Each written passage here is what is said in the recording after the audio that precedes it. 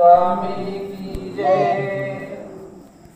काल आपण परमेश्वराचे वृत्त दाखवले टेबलवर की परमेश्वर आपल्यामध्ये येऊन सुद्धा आपल्या तो वेगळा आहे। त्या परमेश्वराचं अस्तित्व तुमच्या आमच्यामध्ये आहे आणि तुमच्या आमच्यामध्ये असून सुद्धा आहार विहार करून सुद्धा परमेश्वर तो वेगळा कसा हे काल कवींनी आपल्या काव्यातून वर्णन केलं। आता आज श्रीकृष्ण महाराजांच्या येण्यामुळं आणि श्रीकृष्ण महाराज यांचं त्या गोकुळामध्ये झालेलं आगमन, त्यांच्या आगमनाने त्या लोकांचं उजळलेलं भाग्य हे कवीने या ठिकाणी वर्णन केलेलं आहे। गोकुळातील लोकांचे पूर्व भाग्य की त्यांच्या काहीतरी पुढच्या कनवा असतील, काहीतरी परमेश्वराचं सानिध्य लाभावं अशी कनव जोडलेली असेल आणि म्हणूनच त्यांना परमेश्वरांचं सन्निधान प्राप्त झालं। कवण दैव केले गोकुळे जे परब्रह्म होऊनी सावळे, असे गौलियाचे नि खेळे मेळे मनुष्य वेशे। या ठिकाणी सांगतात का या ठिकाणी कोणतं दैव असं त्या गोकुळातल्या लोकांनी जोडलं की जे परब्रह्म होऊनी सावळे, ते परब्रह्माची श्रीमूर्ती सावळी श्रीकृष्ण महाराजांनी श्याम वर्ण धारण केलेला आहे, सावळा वर्ण धारण केला आणि असा वर्ण धारण करून तेज पुंज असं असलेलं त्या परमेश्वराच्या श्रीमूर्तीचं तेज त्या परमेश्वराने श्रीकृष्ण महाराजांनी गोकुळामध्ये धारण केलेला तो बाळलीळेचा अवतार। असे गौलियाचे नि खेळे मेळे मनुष्य वेशे। गवळी लोकांमध्ये त्या नंद बाबा म्हणजे हे गवळी लोक, त्या गवळी लोकांचा सगळा सहवास आणि त्या गवळ गणामध्ये त्या सगळ्या गवळी लोकांमध्ये अगदी खेळी मेळीने एकमेकाशी सवंगडीप्रमाणे वर्तन करून तो परमेश्वराने मनुष्यवेश धारण केला आणि त्या गोकुळामध्ये अशा प्रकारची बाळलीळा श्रीकृष्ण महाराज खेळत आहेत। धन्य धन्य ते गोकुळ जेथ परदैव रांगते बाल, डोळस अंगे वेल्हाळ गोपी पर्यंतताती। खरोखरच ते जे गोकुळ आहे ते धन्य झालेलं आहे। श्रीकृष्ण महाराजांचं तिथं त्या गोकुळामध्ये आगमन झालं आणि ते गोकुळ धन्य झालं। जेथ परदैव रांगते बाल, जे परदैव आहे ज्यापेक्षा कोणी पर उरलेलं नाही आणि त्या परमेश्वराचा स्पर्श हा दैवाला भाग्याला उजळणारा आहे, अशा प्रकारचं जे दैव जीवाच्या ठिकाणी प्राप्त व्हावं ती बाळलीळा श्रीकृष्ण महाराज त्या गोकुळामध्ये खेळत आहेत। ते श्रीकृष्ण महाराजांचं रूप आणि मूर्ती कशी आहे? डोळस अंगी वेल्हाळ गोपी पर्यंतताती।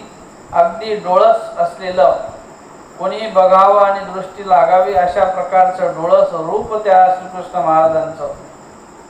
अंगी वेल्हाळ, अगदी अवयवाची सुगोटीवता निगोटीवता अत्यंत उत्तम प्रकारे असलेली श्रीमूर्त, सगळ्यांना वेल्हाळ म्हणजे आवडणारी, आवडी उत्पन्न करणारी श्रीमूर्त आणि गोपी पर्यंतताती, त्या गोप गोपिका त्या श्रीकृष्ण महाराजांना त्या झोक्यामध्ये झोका देत आहेत, झुलवत आहेत।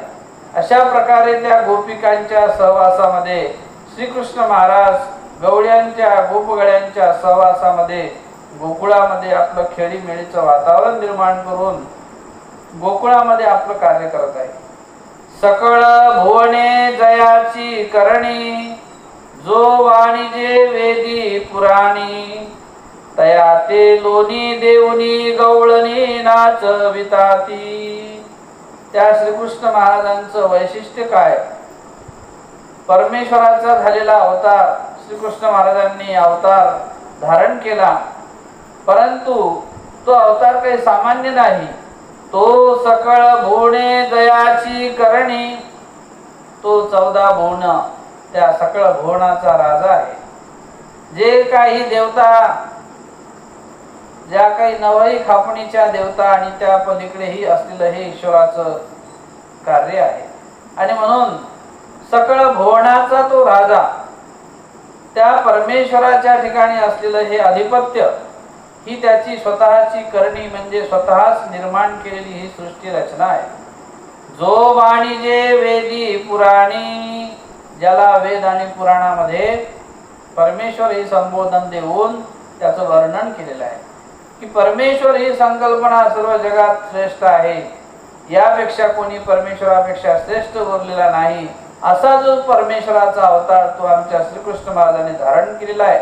आणि एवढं विशाल असलेलं त्या परमेश्वराचं स्वरूप, तया ते लोणी देऊनी गवळणी नाचविताती, एकीकडे एवढं विशाल असलेलं परमेश्वराचं स्वरूप त्यांचं कार्य आहे आणि दुसरीकडे त्या ठिकाणी मूर्त रूप धारण करून गोप गोपिकांमध्ये लोणी खाऊन त्या ठिकाणी नाच खेळ क्रीडा करून त्या गोकुळामध्ये आपलं कार्य श्रीकृष्ण महाराज करतायत.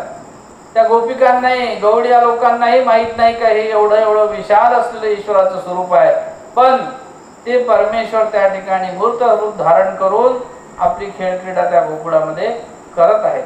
हे त्या लोकांचं भाग्यच म्हणावं लागेल की साक्षात परब्रह्म त्यांच्या ठिकाणी खेळत आहेत. जो या त्रिभुवनाचा दातारू, सकल प्रमाणा गोचरू, तो होऊनी नंदाचा कुमरू, राखे वासरुये. जो म्हटले या त्रिभुवनाचा दातारू आहे,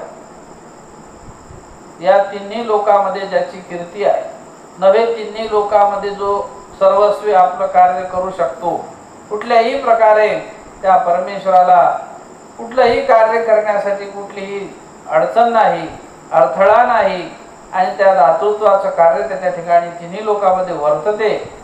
जो सकल प्रमाणा अगोचरू, कुठल्याही शक्तिरूप प्रमाणाने असो किंवा प्रापंचिक प्रमाणाने असो, तो अनुमान उपमान प्रमाण कुठलंही त्याला त्या परमेश्वराला सार्थ ठरू शकत नाही.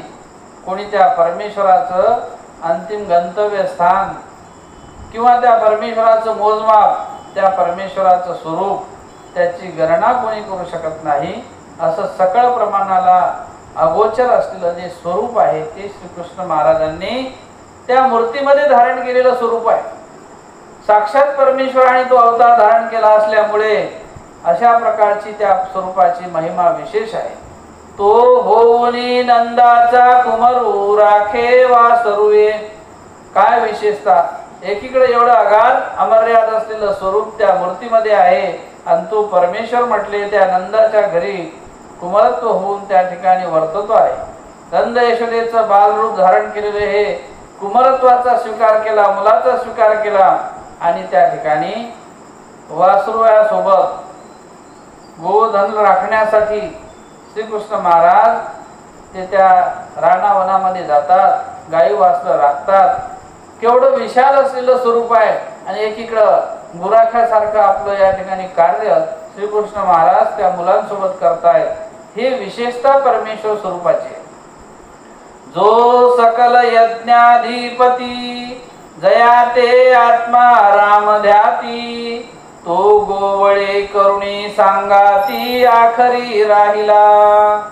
हे कार्य परमेश्वराचं गोकुळामध्ये आहे आणि ते कार्य करत असताना ते लोक कसे भाग्यशील आहेत. म्हणून या ठिकाणी कवीने ते वाखाणलं की एकीकडे एवढं ईश्वराचं स्वरूप आहे आणि दुसरीकडे त्या गोपगळ्यांसोबत श्रीकृष्ण महाराजांचं वर्तन आहे. त्यामुळे ते खूप भाग्यवान आहेत की त्यांना असा संघ मिळालेला आहे, ईश्वराचं सानिध्य मिळालेलं आहे. जो सकल यज्ञाधिपती, सकळ यज्ञ, दान यज्ञ, ध्यान यज्ञ, योग यज्ञ, अशा प्रकारे अन्नदानाचा यज्ञ आहे. सगळे काही जपतपाचे यज्ञ असतात, पण सगळ्या यज्ञाधिपती, सगळ्यात श्रेष्ठत्व असलेलं परमेश्वराचं पद, जया ते आत्मा राम ध्याती, त्याला यतिमुनी ऋषीमुनी सगळे त्याचं ध्यान करतात. असा अगम्य असलेला परमेश्वर त्याचं चिंतन करतात, हृदयामध्ये त्याला एकरूप होऊन कंठस्थ करण्याचा प्रयत्न करतात. असा तो परमेश्वर ऋषीमुनींनाही अवगत होत नाही. तो गोवळे करुणी सांगाती, आखरी राहिला. तो म्हटले गोवळ्या मुलांना सोबत घेऊन त्यांचा संगत करून त्यांच्या सोबतीने राहून आपल्या गावाच्या बाजूला जे काही गुराख्यांसाठी किंवा गुरांसाठी चरण्यासाठी किंवा गावाच्या बाजूला जे आखर असते, पूर्वी त्याला आखर, गावाच्या बाजूला रिकामी जागा आणि त्यामध्ये गोधन ज्या वेळेला यायचं गावाच्या बाहेर थांबायचं, सगळे गोधन त्या आखरामध्ये उभं राहायचं आणि मग तिथून ते आपापली ढोरं घरी घेऊन जायची. किंवा त्या ठिकाणी जर समजा सोडवायचं असेल गुरांना तर त्या गावाच्या कळ्याला एका ठिकाणी आखरामध्ये उभं करायचं, तिथून मग ते गोधन चारायला न्यायचं. अर्थातच गावाला खेटून असलेलं ते रिकामी जागा आणि त्या आखरामध्ये सगळे गोधन म्हणजे सगळे गुराखी ते आपले ढोरं वासरं घेऊन त्या ठिकाणी जायचे आणि त्यांच्याबरोबर आमचे श्रीकृष्ण महाराजही आखरामध्ये जाऊन त्या मुलांसोबत क्रीडा करणे हे त्या मुलांचं परमेश्वराच्या सानिध्यामुळे भाग्य उजळलेलं आहे. अशा प्रकारे त्या गोकुळातील लोकांना श्रीकृष्णाचा सहवास झाला. हे काहीतरी पूर्वजन्माचं त्यांचं भाग्य आहे आणि म्हणून तो सहवास त्यांना लाभला. आता श्रीकृष्णाचे सवंगडी कसे कसे होते, शेवटी आता ही बाळलीळा आहे. त्या गोकुळामध्ये सवंगडी कसे आहेत, सोबती कसे, याचं वर्णन कवींनी या ठिकाणी केलं. पेंदा वडजा वाकुडा सुदामा वामा बागडा बलू सुबलू सवंगडा बळभद्राचा. त्या श्रीकृष्ण महाराजांचे सवंगडी होते वाकडे तिकडे, परंतु फार विशिष्ट कला कौशल्य त्या त्या क्षेत्रात ते परिपूर्ण आहे म्हणून त्यांचे नाव या ठिकाणी आले आहे. की त्यातही त्या प्रत्येक क्षेत्रात कोणीतरी एखादा विशिष्ट गुणकारक असतो, विशिष्ट कळा त्याच्या ठिकाणी असतात आणि म्हणून तो त्या क्षेत्रामध्ये परिपूर्ण असतो. प्रत्येकाचं क्षेत्र वेगवेगळं आहे, प्रत्येकाचं कार्य वेगळं आहे. याच्या क्षेत्रातलं ज्ञान त्याला नसते, त्या क्षेत्रातलं ज्ञान याला नसते, पण त्या क्षेत्रात असलेला तो प्रवीण आणि म्हणून त्यांचे नावही झाले. पेंदा वडजा वाकुडा. पेंदा श्रीकृष्ण सुदामाचा सोबतीत असलेला हा पेंदा म्हणजे अपंग आहे, पांगळा आहे हा पेंदा. वडजा म्हणजे हा कुरूप आहे, दिसण्यासाठी कुरूप दिसतो तो, पण फार चांगल्या प्रकारचं त्याचं कार्य त्या क्षेत्रामध्ये आहे. वाकुडा एक तर म्हटले नुसतं शरीराने वाकलेला आहे, पण तोही श्रीकृष्ण महाराजांच्या सोबत विशिष्ट कार्य करण्यासाठी आहे. आणखी कोण कोण, सुदामा वामा बागडा. सुदामा कृश झालेलं शरीर आहे, पण तोही श्रीकृष्ण महाराजांच्या सोबतीला आहे. वामा जो आहे तो खुजा आहे, ठेंगणा आहे. जसं वामन म्हटले ना, ठेंगण्या होता वामन, तसं या ठिकाणी वामा म्हणजे खुजा असलेला तो श्रीकृष्ण महाराजांचा सवंगडी आहे. आणि एक बागडा. बागडा म्हणजे त्याचं कुबळं निघालेलं आहे मागच्या बाजूनं. अशा प्रकारचे हे वाकडे तिकडे शरीरानं जरी तुम्हाला दिसत असतील, पण निश्चितच त्या श्रीकृष्णाच्या सोबत राहून श्रीकृष्ण महाराजांना आनंद देणारे हे सगळे सवंगडी आहे. बलू सुबलू. बलू म्हणजे बलवान सवंगडी, सुबलू म्हणजे अत्यंत बलवान असलेले सवंगडी बळीभद्राचा. हे बळीभद्राचे बलू सुबलू हे सोबती होते म्हटले. अशा प्रकारचे हे श्रीकृष्ण महाराजांचे सगळे सोबत असलेले सवंगडी. हे नावाचे गोवळे मुखरी येर सहस्र संख्या वेरी मिन्नले आखरी जेथ गोपाळ राव. हे जे सवंगडी आता नावावर सांगितले आहेत म्हटले, हे आहेत मुखरी. हे नावाचे गोवळे मुखरी, मुख्य असलेले. मुखरी म्हणजे आपण म्हणतो त्याला, तुमच्याकडे म्हणण्याची पद्धत आहे मुकरदम, मुख्याला मुकरदम म्हणतात इकडं. तसं हे मुखरी म्हणजे मुख्य असलेले त्यांचे सवंगड्यातले गोवळ्यातले जे काही मुख्य आहेत ते अशा प्रकारचे नाव या ठिकाणी आणले. परंतु येर सवंगडी मात्र येर सहस्र संख्या वेरी. गोकुळातले फार असे असलेले सवंगडी सोबती सहस्र संख्येच्या मानाने, हजाराच्या मानाने होते.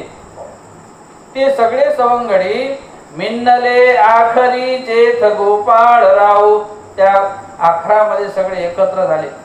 त्या गोठाणावरती गाय जिथे सगळे हे गोधन ज्या ठिकाणी आहे गावाच्या बाजूने आखर, तिथे हे सगळे सगळे गोप मुरा, गोप जे आहे, गोप वत्स चालणारे जे मुलं आहेत, गुराखी, हे त्या ठिकाणी सगळे जमलेले आहेत.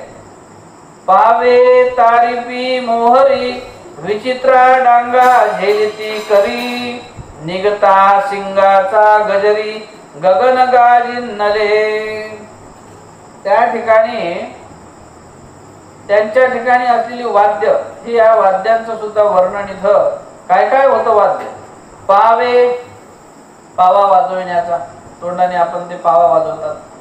तारीपी, तारीपी म्हणजे ज्याप्रमाणे जसा गारुडी असतो त्याच्यापाशी ते असलेलं गारुड्यासारखं पिंगाणी करून आवाज काढणार, त्याला तारीपी म्हणतात.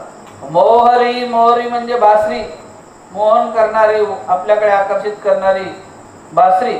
विचित्रा डांगा झेलिती करी, विचित्र प्रकारच्या डांगा म्हणजे काठ्या, वेगवेगळ्या प्रकारचे त्याला आकार दिलेल्या, वाकड्या तिकड्या सरळ, आणि त्या हातामध्ये घेऊन खेळ क्रीडा करणारे ते मुलं. निगता शिंगाचा गजरी, गगन गाजिन्नले. शिंगासारखं असलेलं त्रिकोणी, खालून त्याचं मूळ बारीक असते आणि वर मोठा आकार होत जातो, जसं बैलाचं शिंग असते ना, म्हणजे बारीक तोंड खालचा आहे, वर मोठा आकार, त्याच्यातून निघणारा तो आवाज, ते वाद्य. अशा त्या गजराने सगळे जण त्या ठिकाणी वाद्य वाजवायचे. त्या गोपगडी जे ज्यावेळेला गुरं चारायला न्यायचे, तर त्यावेळेला हे सगळं गगन गाजिन्नले, सगळीकडे नाद उत्पन्न व्हायचा आणि वेगवेगळ्या प्रकारचे वाद्य त्यांच्या सोबत असायचे. अशा प्रकारचं हे खेळीमेळीचं वातावरण गोकुळामध्ये त्या गोपाळांसोबत श्रीकृष्ण महाराज खेळत असायचे. म्हणून ते सवंगडी सुद्धा अत्यंत उत्तम प्रकारचं त्यांच्यावर श्रीकृष्ण महाराजांनी केलेलं प्रेम आणि त्या सवंगड्याचं असलेलं प्रेम, हे या ठिकाणी सवंगडी कशा प्रकारचे होते या श्रीकृष्ण महिमेच्या रूपानं कवीनं या ठिकाणी सांगितलं. आता ज्या वेळेला श्रीकृष्ण महाराज या मुलांसोबत, गोपगळ्यांसोबत ज्या वेळेला रानामध्ये गुरं चारायला जातात आणि ती खेळक्रीडा त्या रानामध्ये करतात मुलांसोबत, त्यावेळेला देवलोक सुद्धा ती खेळक्रीडा पाहण्यासाठी येतात. हा कथेचा भाग वर्णन या ठिकाणी कवींनी केलेला आहे की श्रीकृष्ण क्रीडा पाहण्याची देवांची दाटी. ही क्रीडा पाहण्याला देव सुद्धा दाटी करतात. जाणितले सुरगणी खेळो निघाले श्री चक्रपाणी, मनोनी विमानाधिरूढ होऊनी पावो आले. ज्या वेळेला त्या ठिकाणी श्रीकृष्ण महाराज या मुलांसोबत खेळ करण्यासाठी निघालेले आहेत, गुरं चारण्यासाठी आणि खेळ क्रीडाही करतायत, तर सुरगण म्हणजे सकळ देवता त्या ठिकाणी तो खेळ पाहायला येतात. तो खेळ खेळण्यासाठी निघालेले श्री चक्रपाणी म्हणजे श्रीकृष्ण महाराज कशा प्रकारची हे खेळ क्रीडा करणार आहेत, त्या खेळ क्रीडेतून काय नवलावपूर्वता दाखवणार आहेत, हे पाहण्यासाठी देवलोक सुद्धा तिथं दाटी करतात. मनोनी विमानाधिरूढ होऊनी पावो आले.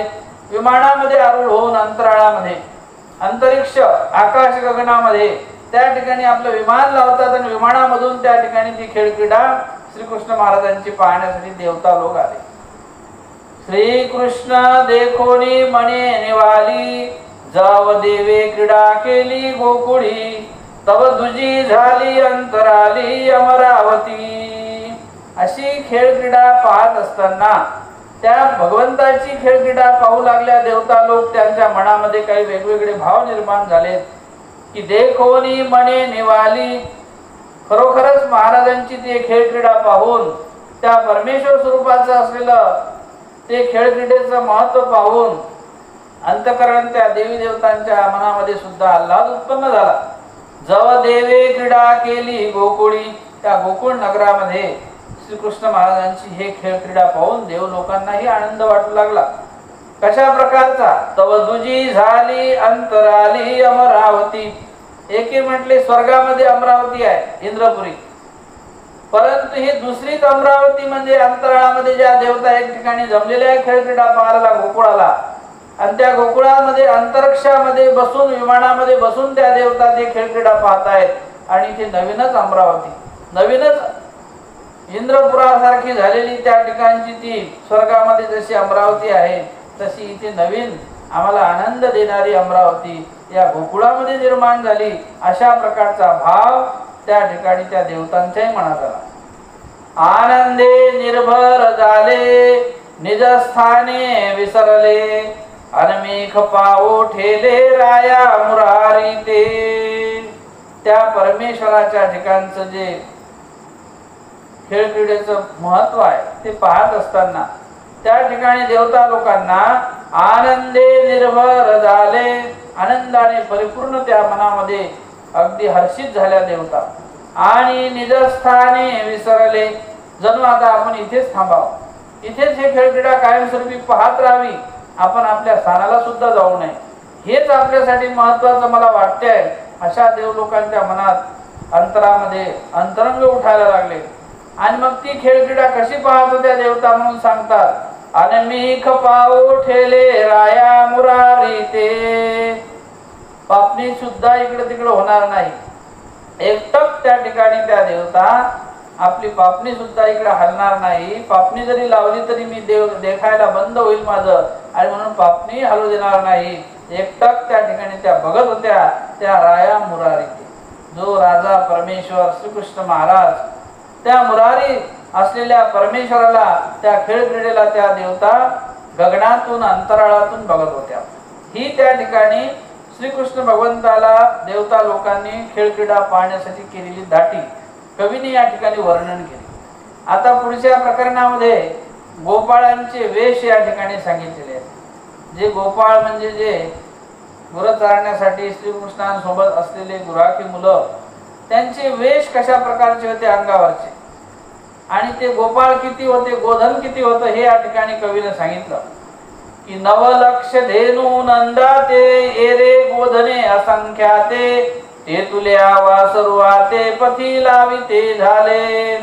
9 लाख असलेले गायी आणि त्याच्यात तेवढेच असलेले धेनू म्हणजे त्यांचे वासर वत्स, एवढं गोधन नंद यशोदाकडे होतं, नंद बाबाकडे. आणि एरे गोधने असंख्याते, आणि त्या गोकुळामध्ये आणखी असलेले गावातले गुरढोर हे काही वेगळेच असंख्यात होते. एवढं मोठं असलेले हे गोधन ते तुल्या वासुरवाते पथी लाविते झाले. त्या गायी आणि वासरू 9 लक्ष गायी आणि 9 लक्ष त्यांचे समजा गायीचे असलेले वासर, हे सगळे गोधन घेऊन रस्त्याने घेऊन हे गुराखी मुलं श्रीकृष्णांसोबत जायचे. तव थोवे करी म्हणितले गोपाळी अरे कल्पी कल्पी करा वेगळी एक टेकीत मही बले पाबली एक सावमे निगती. आता तिकडे गाई गुरा चाराला नेल्यानंतर कशा प्रकारचे प्रसंग आहेत ते कवीने इथं सूक्ष्मकारे वाखाणलेले आहेत. तव थोवे कारी म्हणितले गोपाळी, असंख्यात असलेले हे गोधन एका ठिकाणी सगळे रस्त्याने चाललेले आहेत. पाहता एवढे ढोरं सगळे एकाच ठिकाणी, आणि मग त्यांना वळवायला थोडा त्रास होईल, आणि म्हणून ते एकमेकाला गुराखी म्हणतात अरे कल्पी कल्पी करा वेगळी. अरे आपापले जे काही गायी ढोरं आहेत प्रत्येक गुराख्याने आपापला कळप वेगळा करा. कल्पी म्हणजे कळप, कळपाला कल्पी असं म्हटलेलं आहे. आपल्यामध्ये आहे ना केश कळप म्हणतात. केश कळप, कळप शब्द समूहवाचक आहे, म्हणजे जे काही समूहाने एका ठिकाणी आहेत ते आपापला कल्प आपापले कळप आपण सगळे वेगवेगळे केले पाहिजे, तेव्हा ते ढोरं समजा वेगवेगळ्या ठिकाणी आपल्याला चारता येतील. नाही तर मग नुसतं सगळे एकाच ठिकाणी म्हटल्यानंतर दाटी होईल, व्यवस्थित चारा होणार नाही. आणि वेगवेगळ्या भागात नेले म्हणजे प्रत्येकाला वेगवेगळ्या ठिकाणी गवत खाता येईल. आणि म्हणून अरे गोपाळांनो, तुम्ही सगळे आपापले कळपातले जे ढोरं वेगवेगळे करा, ज्याचा ज्याचा कळप तो वेगवेगळा कळा. एक टेकीत मही बले पाबली एक सावमे निगती. मग एक आणि एक काठी टेकवावी, तिथे एक कळप तयार व्हावा. आणखी असे अनेक प्रकारे वेगवेगळे कळप तयार झाले, आणि काही एक सावमे जाती, काही पुढे पुढे चालायचे, मग ते वेगवेगळे कळप तयार व्हायचे. अशा प्रकारे सगळ्या गोधनाला चारण्याची व्यवस्था त्या गुराख्यांनी म्हणजे गोपाळातील त्या गोपाळांनी केली, आपले गोकुळीच्या गोपाळांनी केली. चारित हरित सावळे तृणे गोपक्रमित वने उपवने एक श्रीकृष्ण सन्निधाने चालताती. मग ते गवत चारण्यासाठी जे ढोरांना नेलेलं आहे, गुरांना नेलेलं आहे, ते चांगल्या प्रकारे हिरवं गवत त्यांना मिळालं पाहिजे. आणि मग जिकडे जिकडे हिरवं गवत असेल त्या हिरव्या गवताकडे त्या गुरांना न्यायचं. गोपक्रमित वने उपवने, मग जिथे जिथे हिरवं गवत मग त्या ठिकाणी वनामध्ये उपवनामध्ये मोठं लहान लहान वन जिथे जिथे गवत असेल त्या ठिकाणी त्या ढोरांना गुरांना न्यायचं. आणि एक श्रीकृष्ण सन्निधाने चालताती, काही जे आहेत म्हटले ते श्रीकृष्ण महाराजांच्या सन्निधानामध्ये चालतायत, काही काही श्रीकृष्ण महाराजांच्या सोबत चालतायत. अशा प्रकारे त्या ठिकाणी सगळी विभागणी झाली. सकळ चंदने चर्चित एक धातूची आहुती घेत, कस्तुरी परिमळे बहाकात वरी म्हशीची बाहुली. आणखी त्या गुराख्यांचं वर्णन या ठिकाणी आलेलं आहे. ती गुराखी कशा प्रकारे सजलेले होते, त्यांचे वेश कसे आहेत.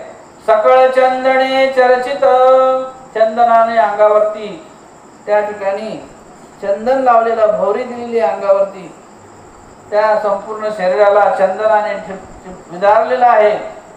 एक धातूची आहुती घेत, आणि काही काहींनी तर म्हटले आपल्या शरीरावरती अनेक प्रकारच्या धातू, पंचधातू असतील, वेगवेगळे धातू असतात, त्याच्या काही कडे केलेले आहेत, कोणी खडे विदारलेले आहेत.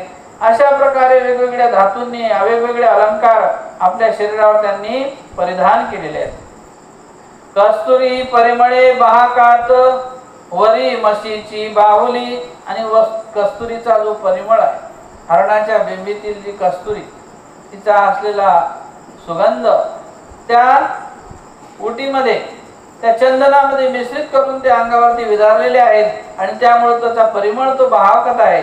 अशी असलेली त्यांच्या अंगावरची विदारक चित्र, त्याचबरोबर वरी म्हशीची बाहुली, आणि अंगावरती पुन्हा आता लोक नाही का ते टॅटू काढतात, तशा प्रकारचे अंगावर काही चित्र विदारलेले आहेत. अशा प्रकारे त्या गोप गळ्यांनी, म्हशी म्हणजे शाई, त्या रंगाने अंगावरती चित्र विदारलेले आहेत. अशा प्रकारचे बाहुली, काही काही चित्र त्या ठिकाणी त्यांच्या शरीरावर बघायला मिळतात. वेगवेगळ्या प्रकारचे चित्र विचित्र असलेले हे खेळ सवंगडी ते श्रीकृष्णांच्या सोबत आहे. लेईला रत्नाचे लेणेवरी पुष्पांची करीती भूषणे, एक घालिती गुंजाची आभरणे माथा मोरविसावेटी. त्यामध्ये श्रीकृष्णही आहे, आणि म्हणून लेले रत्नांचे लेणे, काही काही तर म्हटले रत्न, त्याचं लेणं त्यांनी अंगावरती परिधान केलेलं आहे. वरी पुष्पांची करीती भूषणे, आणखी वरून पुष्प अंगावरती त्या ठिकाणी गोवून कुठे कुठे त्यांनी पुष्पांनी आपल्या शरीराला शोभायमान केलेला आहे. आणि एक घालती गुंजाची आभरणे, गुंजाची माळ तयार करून अंगावरती घालावी. ते गुंजाचे आभूषण सुंदर असे पाहायला टिपके दिसतात, आणि त्या टिपक्याने आपल्या शरीराला त्यांनी शृंगारित करावं. आणि त्याचबरोबर माथा मोरवी सावेटी, गुंज पाहिलं का? गुंज माहित असेल तुम्हाला. गुंज असतो ज्येष्ठ मधाचं झाड, त्याच्यातून गुंज निघतो.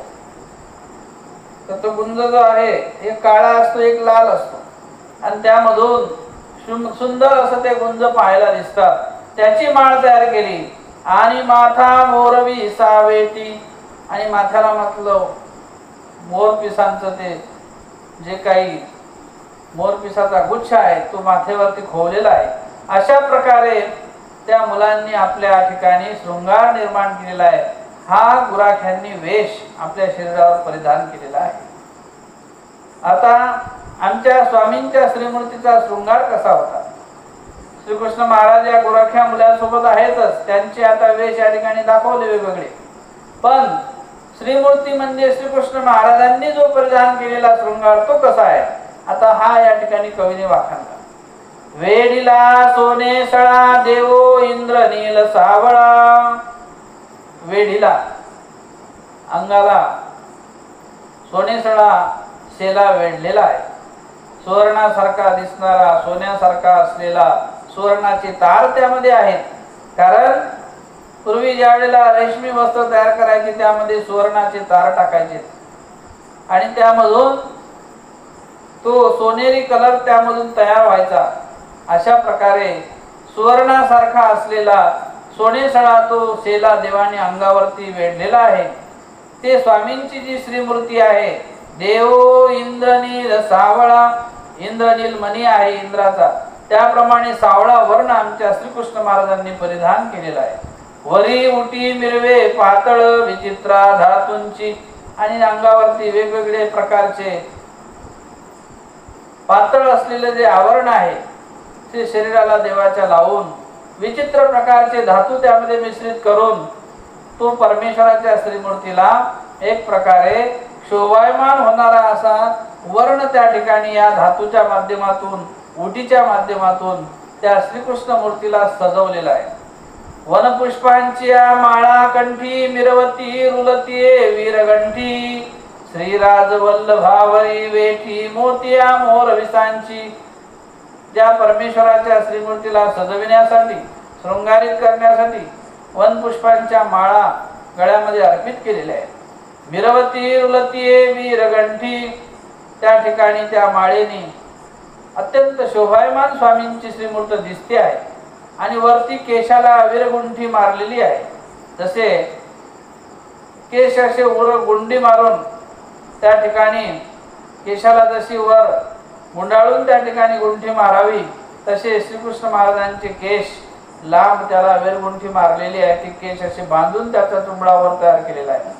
श्रीराज वल्लभावरी वेठी मोतिया मोरविसांची, आणि अंगावरती मात्र परिधान केलेले जे वस्त्र आहे, जे राजे लोक अगदी आवडीने आपल्या अंगावरती जो शेला परिधान करतात, त्यांचं जे आवडीचं वस्त्र असते ते वस्त्र आवडीचं आमच्या श्रीकृष्ण महाराजांच्या अंगावरती ते परिधान केलेलं आहे.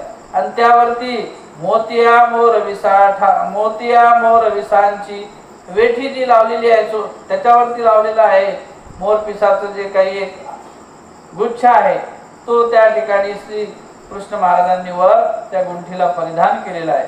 अशा प्रकारे मनोहर श्रीमूर्त श्री कृष्ण महाराजांची त्या वस्त्रांनी राजभरीत असलेलं ते रेशमी वस्त्र परिधान केलेलं आहे.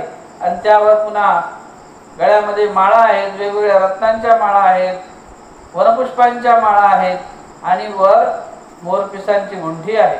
अशा प्रकारे शृंगारलेली श्रीमूर्ती आहे. परंतु त्या श्रीमूर्तीच्या ठिकाणी काय वाद्य आहे? काखे सिंग वेताटी मोहरी मरगजू पावा साजे करी, हे टोपरी बावली तोडरी काढती दैत्याची. त्या श्रीकृष्ण महाराजांच्या ठिकाणी काखेमध्ये सिंग वाजवण्याला ते वाद्य, त्यामधून आवाज निघतो, ते असलेलं सिंग हे वाद्य, की ज्या वाद्याच्या माध्यमातून श्रीकृष्ण महाराज सुद्धा ते वाद्य वाजवायचे. वेताटी मोहरी, वेताटी म्हणजे बेताची काठी. आता आपण त्याला बेताची काठी म्हणतो, ती जुना शब्द वेताटी. तर ती बेताची काठी, ते मोहरी बासरी, मरगजू पावा, अत्यंत रत्नखचित द्रव्याने जडलेला तो पावा वाजविण्यासाठी तो साज त्या ठिकाणी श्रीकृष्ण चक्रवर्तींच्या ठिकाणी हे सगळं साजवणारं सुद्धा संगीत, वाजवणारं संगीत हे सोबतच आहे. हे टोपरी बावली तोडरी काढती दैत्याची. आणि त्याचप्रमाणे हे टोपरी म्हणजे खालीवर ज्या पायामध्ये श्रीकृष्ण महाराजांनी पैंजन तर तोडर स्वीकारलेला आहे, तो तोडर पट्टीसारखा आणि त्याला खालून वरून घुंगर लावलेले आहेत. आणि त्या घुंगराला जसे पूर्वी राजरजवाडे लोक एखाद्या कधी शूरवीर कर्तृत्ववान पुरुष असायचा आणि तो जर एखाद्याला हरवायचा तर त्याची पुतळी तो आपल्या पायामध्ये त्या तोडरीला बांधायचा. अशा प्रकारे श्रीकृष्ण महाराजांच्या पायात जी तोडर बांधलेला होता, आता अलीकडे बायांच्या पायात तोरडी म्हणतो, हा तोडर म्हणजे जाळ पट्टीचा चांदीचा आणि त्याला खालून वरून त्या पुतळ्या तयार केलेला असा जाळ प्रकारचा तोडर तो त्या पायामध्ये परिधान करायचे. आणि खालच्या वरच्या भागाला त्या पुतळ्या बांधायच्या, खालची एक पुतळी वरची एक पुतळी, तिला घुंगरासारखी दिसते.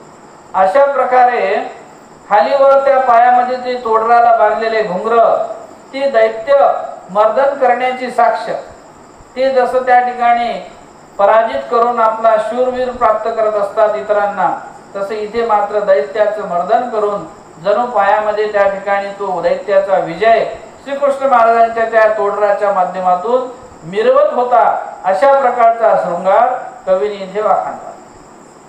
बरवेपणे होईल दिठी म्हणून म्हशीचा टिळा लल्हाटी तव निरा मिरविला जगजेठी गोपाळा माझी. श्रीकृष्ण महाराजांना असं सजवलेलं आहे. सुंदर अशी श्रीमूर्ती श्रीकृष्ण महाराजांची दिसते आहे. आणि मग यशोदेला वाटते आहे की जणू माझ्या बाळाला कोणाची दिठी तर होणार नाही, कोणाची नजर तर लागणार नाही. असं बरवेपण असलेलं श्रीमूर्तीचं सौंदर्य असलेली मूर्ती म्हणून म्हशीचा टिळा लल्हाटी म्हणून काळा टिपका मात्र त्याच्या कपाळावरती श्रीकृष्ण महाराजांच्या आई खोवते आहे, लावते आहे की याला दिष्ट होऊ नये कोणाची. आणि म्हणून त्याच्या ठिकाणी ती काळा टिपका म्हशी काळ्या शाईने लावून त्या ठिकाणी पुन्हा त्या रूपाला सुंदरपणा आणण्याचा प्रयत्न करते. तव निर्रा मिरविला जगजेठी गोपाळा माझी. आणखी म्हटले सुंदरता विशेष वाढलेली आहे त्या टिपक्याने आणि त्या गोपाळामध्ये उठून दिसणारी श्रीकृष्ण महाराजांची ती विशेष श्रीमूर्ती आम्हाला बघायला मिळते. ऐसा शृंगारू राव ऐसा शृंगारीला राव मुरारी सवेळ गोवळे नाना परी जारे दैत्य हो म्हणती पेंडारी ब्रिदे उभयिताती. मग त्या ठिकाणी श्रीकृष्ण महाराजांच्या श्रीमूर्तीचा असा शृंगार आहे. ती श्रीमूर्ती अशी शृंगारलेली आहे आणि त्या शृंगारित श्रीमूर्तीच्या सोबत सवेळ गोवळे नाना परी सोबत असलेले गोवडी गुराखी मुलं हे वेगवेगळ्या प्रकारचे त्या आमच्या श्रीकृष्ण महाराजांसोबत ते खेळ क्रीडा करण्यासाठी गोकुळामध्ये आहेत. आणि मग ते मुलं ते सवंगडी त्या ठिकाणी दैत्यांचं निर्धन करणारा तो श्रीकृष्ण महाराज असल्यामुळं ते म्हणतात दैत्यांना की जा रे दैत्य हो म्हणती पेंढारी बिरदे उभी ताती. तुम्ही आता परते जा. अरे श्रीकृष्ण हे सामान्य नाहीत, हे दैत्याचं मर्दन करणारे आहेत. आर्य म्हणजे वैरी, वैऱ्याला नाश करणारे आहेत. जो वैरत्वाचा भाव धरेल त्याचा नष्टत्व करणारे ते श्रीकृष्ण महाराज. अशा प्रकारे गवडी पेंढारी हे समूहाने त्या श्रीकृष्ण महाराजांचं गीत वर्णन बिरदेव भविताती अशा प्रकारची स्तुती त्या ठिकाणी करून त्या दैत्यांना सुद्धा परते जायला सांगतात. हे श्रीकृष्ण महाराजांचं श्रीमूर्ती वर्णन या ठिकाणी केलेलं आहे. आता गोपाळांचे विचित्र प्रकारचे खेळ कसे होते ते या पुढच्या काव्यामध्ये कवींनी सांगितले. ठाई ठाई ओढवत सुसंद ताल घोलवात एक सुहावे पवाडे पडत दैत्य विभाडाचे. ठिकठिकाणी आता श्रीकृष्ण महाराज त्या रानावनामध्ये गोपाळांसोबत गेलेले आहेत आणि मग गेल्यानंतर ठाई ठाई ओढवत ठिकठिकाणी ते गुर चारत आहेत. वेगवेगळ्या भागामध्ये गुराखी आपापली ढोरं चारत आहेत आणि प्रत्येकाच्या जवळ ही वेगवेगळी वाद्य आहेत, वेगवेगळे उपकरणं आहेत आणि त्यामधून ते त्या ठिकाणी सुसंगत असा आवाज नाद करतायत. सुसंद ताल घोलवात अगदी चांगल्या प्रकारे त्या कलेने परिपूर्ण असलेले ते असतात. त्यांच्याजवळ त्या कलेला कसा न्याय द्यावा, कशा प्रकारे ती कला आपली बाहेर सादर करावी आणि त्यामध्ये ते परिपूर्ण असतात. आणि म्हणून अगदी सुसंगतपणे त्या टाळ वाजवायचा, टाळ्या वाजवायच्या. घोळ म्हणजे त्या ठिकाणी वाद्य अनेक प्रकारचे वाजवून गजर करायचा आणि हे सगळे वाद्य वाजवून तो नाद त्या ठिकाणी करायचा. हे ठिकठिकाणी ते गोवडी मुलं आपल्या गोरं चारत असताना करायचे वेगवेगळ्या प्रकारचे. मग एक सुहावे पवाडे पडत दैत्य विभाडाचे. परंतु ते सर्व करत असताना ते श्रीकृष्ण महाराजांविषयीच वाखाणत होते की आमचे श्रीकृष्ण महाराज सवंगडी सोबती आहेत ते कसे आहेत. एक सुहावे पवाडे पडत त्या परमेश्वराच्या नावाचे पवाडे की त्या परमेश्वराने असंख्यात जे काही असतील दैत्य, जे काही असतील वैरी, अशा सगळ्यांना हरवलेलं आहे. आणि असं सुंदर असलेलं आमचं श्रीकृष्ण महाराजांचं रूप हे आमच्या सोबत आहेत.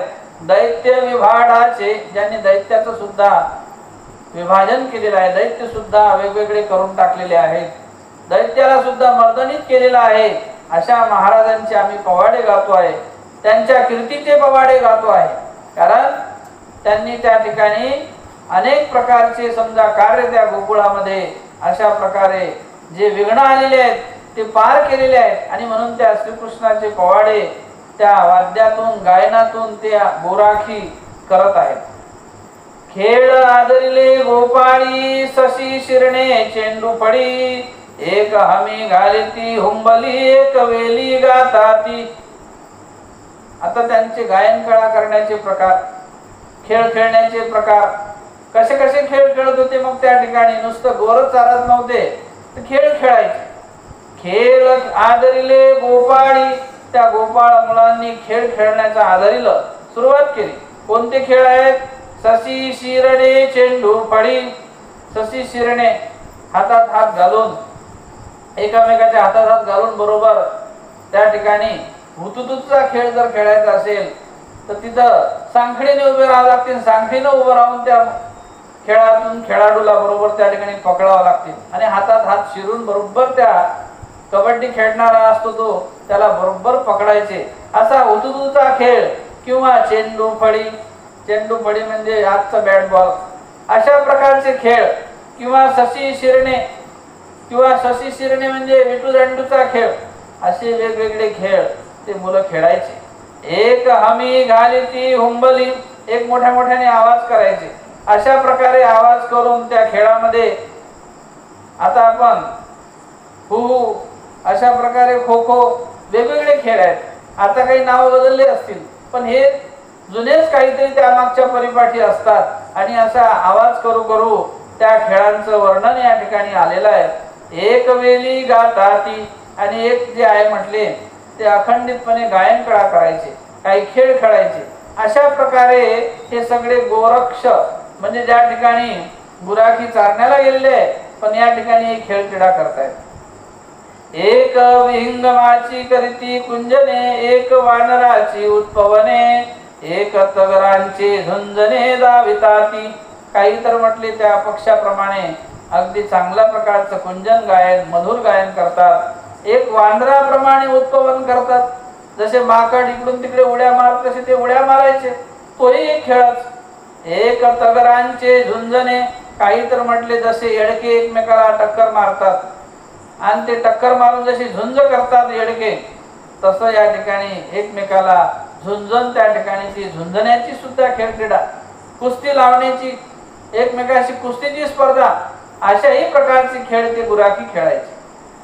एक मयूर नृत्ये नाचती एक राजहंसाची गती चालती एक तितिरुवावली धावती श्रीकृष्णा पुढे. काही काही जे आहे म्हटले ते हळूच मयुराप्रमाणे, जसा मोर हळू आपला मयूर गतीने त्या ठिकाणी नाच करत असतो तसा हळूहळू नाचकाम करून त्यांना प्रफुल्लित करण्याचा श्रीकृष्णांना ते प्रयत्न करायचे. एक राजहंसाची गती चालती, एक तर राजहंस पक्षाप्रमाणे गतीने त्या ठिकाणी ते चालायचे. तर एक तितुरवावली धावती, तुरु तुरु तुरु म्हणजे हळूहळू, तितुर पक्षी जसा असा हळूहळू तिरतुर तुरतुर तो चालत राहतो तसा हळूहळू पटपट पटपट पाय टाकत टाकत चालणे, हाही खेळातला एक प्रकार.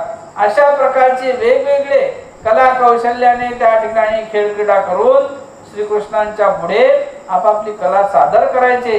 हे खेळ क्रीडा श्रीकृष्ण महाराजांसाठी गोकुळामध्ये सवंगडी करायचे. हा त्यांना एक परमेश्वराच्या स्वरूपाचं दर्शन नाही पण झालेला श्रीमूर्तीचा अनुभूत असा आनंद आहे, वेद आहे, आवडी आहे आणि म्हणून ते सगळे श्रीकृष्णाशी सवंगडी अगदी मन मोकळ्याप्रमाणे आनंदाने ते खेळ क्रीडा करायचे.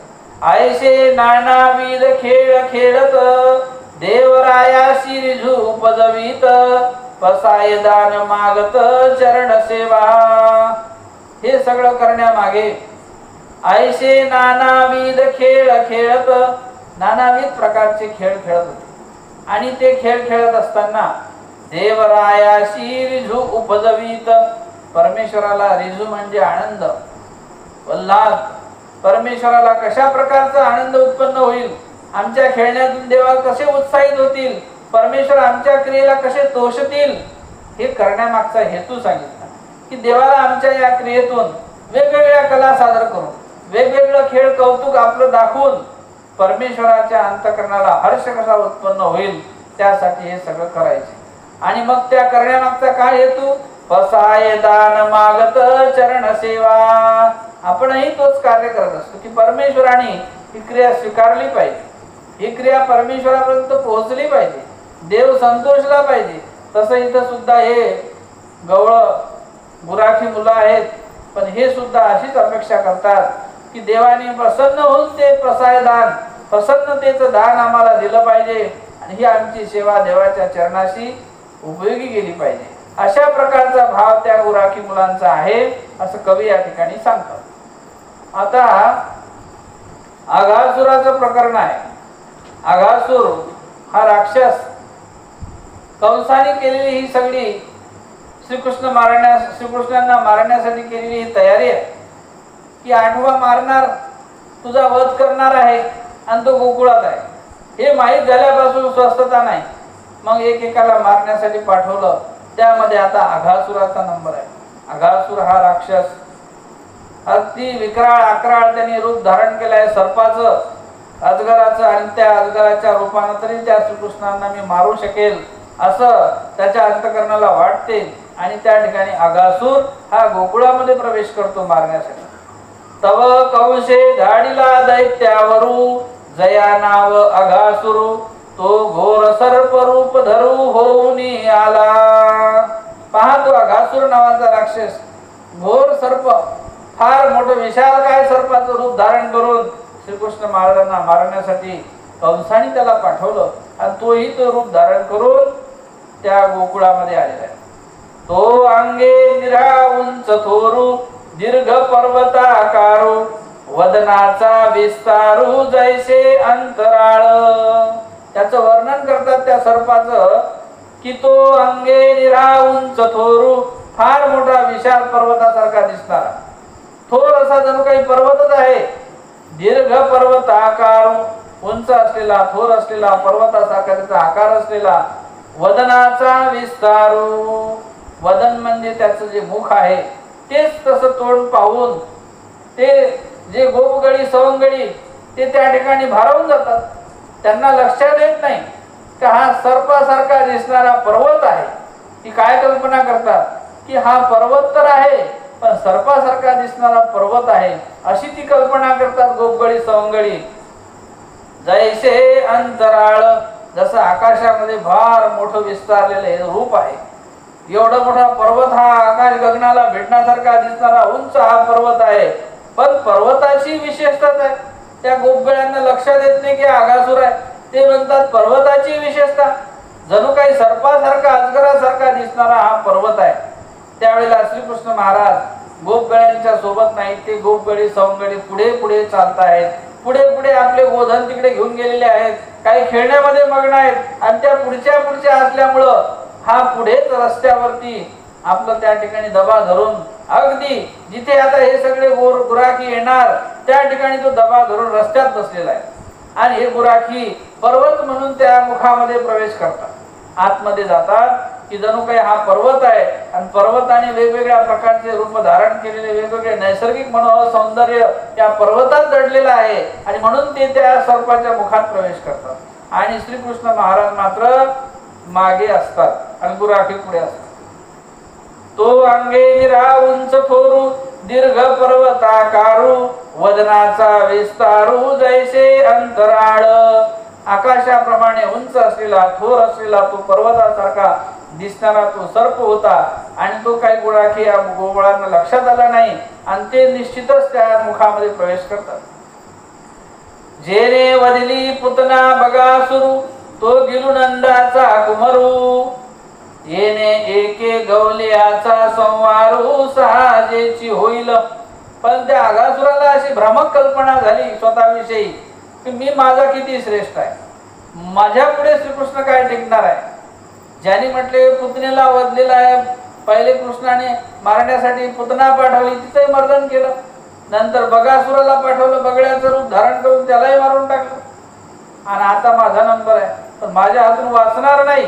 म्हणून अशा प्रकारची पैज अंतःकरणात घेऊन मोठ्या अभिमानाने तो आलेला आहे अघासुर. मग तो म्हणतो की जेने वधिली पुतना बगासुरू, केला, बगासुराचा वध केला, तो गेलो नंदाचा कुमारू, आता मी तर त्याला सहजच गिळून टाकणार आहे, माझ्या मुखात आला का मी त्याला गिळून टाकणार आहे, अशी भ्रामक कल्पना अघासुर करतोय. येणे एके गवलियाचा संहारू, मग नंदाला गिळलं, नंदाच्या मुलाला म्हणजे श्रीकृष्ण महाराजांना गिळून टाकलं. मग बाकीचे राहिलेले गवळी गुराखी तर सहजच मी त्यांना मारणार आहे, ते काही विशेष नाही माझ्यासाठी, सहजेची होईल, सहजच त्यांचा मी संहार नाश करून टाकणार आहे, असं त्या अघासुराला वाटलं. आईशी पैजा घेऊन आला, वृंदावन मार्गी उभा राहिला, जैसा कालू कलू आला महाकाला ते. अशा प्रकारची शपथ घेऊन, पैज घेऊन, विडा उचलून कंसाला सांगून की आता मी अंत मारूनच आणणार, आणि वृंदावनाच्या मार्गी म्हणजे रस्त्यामध्ये येऊन आपला तो उभा राहिलेला आहे. जैसा कालू कलू आला महाकाला ते, जसा काळ मारायला आला, पण कोणाला मारायला आला? महाकाळ आहे. आता काळाहून महाकाळ मरणार आहे का? परंतु अशा प्रकारे त्याला वाटलं की मी सहज आता श्रीकृष्णाला मारणार आहे, आणि मी कमा या ठिकाणी काळ होऊन श्रीकृष्णासाठी आलेलो की पतंगू पावकाते अंधकारू दिनकराते, तैसे तो आपणे आते देवनी श्रीकृष्णाते मुक्ती मागू आला. या ठिकाणी वर्णन करतात की जसं पतंग म्हणजे जे फुलपाखरू असतात ते त्या दिव्यावरती झेप घेतात आणि तिथंच तेच भस्म होऊन जातात. त्याला असं वाटतं की मी या दिव्याला समजा सहज अंकित करणार आहे, पण भ्रामक कल्पना, त्याला हेही कळत नाही की मी देऊन भस्म होणार आहे तिथं, आता माझं मरण आहे तिथं, पण तरी तो आवडीस तो त्याच्यावर झेप घेतो आणि त्याच्यात मरण पावतो. तशी परिस्थिती या अघासुराची झाली म्हटले. आता मी याला मारणार आहे, पण ह्याला हे कळत नाही की मीच मरणार आहे तिथं. अंधकारो दिन कराते, अंधाराला वाटते की मी सूर्याला आता झाकूनच टाकणार आहे, पण सूर्य पुन्हा सकाळी उगवतच आहे, तो काही त्याला झाकू शकत नाही, स्वतःच फजित पावतो. तशा प्रकारे हा अघासुर याची फजिता होणार आहे हे याला माहित नाही. तैसे तो आपण आते देवनी श्रीकृष्णाते मुक्ती मागू आला, जणू आता श्रीकृष्ण महाराजांना मारण्यासाठी हा जाणार आहे, पण स्वतःच मरणार आहे. हे त्याच्या लक्षात नाही की मीच आता या देहातून मुक्त होणार आहे आणि मलाच मुक्ती मिळणार आहे. जणू काही स्वतःहूनच स्वतःला मरणाची मुक्ती मागण्यासाठी तो आलेला आहे, असा तो अघासुर. तव अंगवनाचे गोवले पातले तया जवळी, रूप देखोनी बोलू लागले एकमेकाशी. आता तो रस्त्यात होता बसलेला, काही गोवडी पुढे पुढे चालतात, सरळ त्याच्या मुखात जाऊन बसले, कारण तो मध्यभागी रस्त्यात. ते म्हणतात जणू टेकडे आहे, पर्वत आहे, आणि त्या पर्वतामध्ये हे काही वेगवेगळ्या प्रकारे विस्तारलेलं त्याचं रूप आहे पर्वताचं, आणि म्हणून तरी सौंदर्य म्हणून बघायला आतमध्ये गेलेले आहेत की जणू काही आपण या पर्वतातच चालून राहिलो. म्हणून जे अंगवनाचे गोवले, जे काही अंगवन, त्या अंगाचे वळण जाणणारे, त्या वेगवेगळ्या पर्वताला असलेले जे काही त्याचे अंगद आहेत, जणू काही दात आहेत, त्याचे जे काही जिव्हा आहे, आणि म्हणून ते त्याला ते नाव ठेवून त्या गोवळांना त्याचे एक आश्चर्य वाटायला लागलं. पर्वत आहे पण सर्पासारखा दिसतो, दातही दिसतात, जिव्हाही दिसते, म्हणून पातले तया जवळी, ते सगळं पाहण्यासाठी म्हणून आतमध्ये गेले.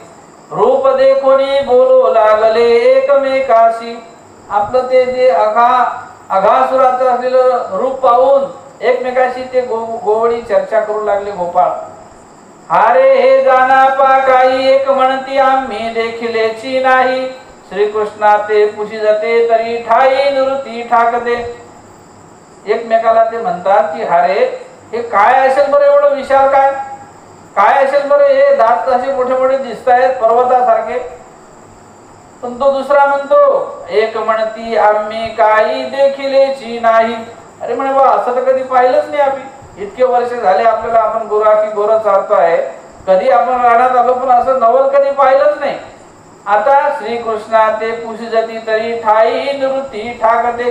ठीक आहे म्हटले, आपण आता आलो, आपल्या लक्षात येत नाही, मागून येतातच आहे श्रीकृष्ण महाराज, आपले सवंगडी सोबती आहेत, त्यांनाच विचारले नक्की काय आहे. आणि म्हणून अशा प्रकारची ती कल्पना करतात आणि पुढे पुढे पाहत पाहत ते सगळे गोपगडी त्या अघासुराच्या मुखामध्ये जातात.